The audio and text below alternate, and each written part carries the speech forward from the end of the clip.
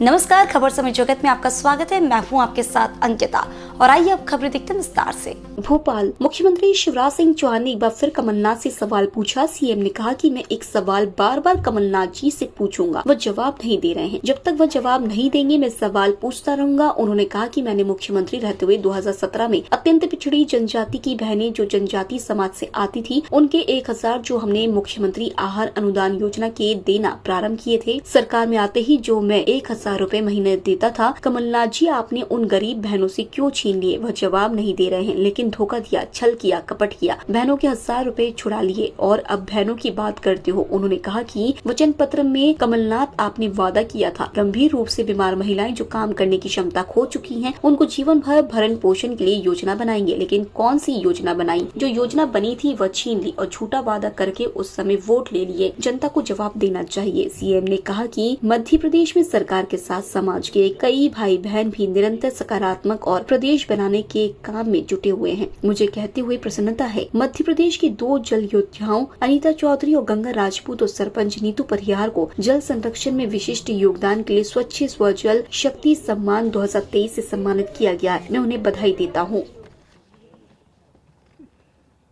मित्रों, मध्य प्रदेश में सरकार के साथ समाज के कई भाई बहन भी निरंतर सकारात्मक और प्रदेश बनाने के काम में जुटे हुए हैं। मुझे कहते हुए प्रसन्नता है कि मध्य प्रदेश के 2 जल योद्धाओं अनीता चौधरी जी और गंगा राजपूत जी और सरपंच नीतू परिहार जी को जल संरक्षण में विशिष्ट योगदान के लिए स्वच्छ सुजल शक्ति सम्मान 2023 से सम्मानित किया गया है। मैं उनको बधाई देता हूं। स्वयं प्रधानमंत्री श्रीमान नरेंद्र मोदी जी ने मध्य प्रदेश के बुरहानपुर के खिड़की गांव के स्वयं सहायता समूह की बहनों द्वारा हर घर में नल से पेयजल आपूर्ति सुनिश्चित करने के प्रयासों की सराहना की है। माननीय प्रधानमंत्री श्रीमान नरेंद्र मोदी जी, उनका विचार, उनका सोच, उनका चिंतन, उनके काम केवल देश और देश की जनता के कल्याण के लिए होते हैं। उन्होंने कहा था ना खाऊंगा ना खाने दूंगा। तो जो खा रहे थे, भ्रष्टाचार कर रहे थे, उनके खिलाफ कार्रवाई हो रही है। अब पहले आंखों की शर्म होती थी तो नेता कोई अपराध कर दे तो कार्रवाई नहीं होगी। नरेंद्र मोदी जी ने कहा कोई भी हो, ये मोदी जी की सरकार का सोच है। अगर गड़बड़ करेगा तो कितना बड़ा भी हो उसके खिलाफ कार्रवाई होगी। अब प्रधानमंत्री जी को पत्र लिखने के बजाय भाई भ्रष्टाचार मत करो, भ्रष्टाचार नहीं करोगे तो कार्रवाई नहीं होगी। कहां से होगी कार्रवाई? और करोगे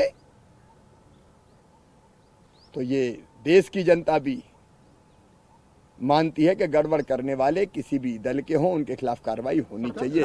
हो रही है तो दर्द क्यों? मित्रों, मैं एक सवाल बार बार कमलनाथ जी से पूछूंगा।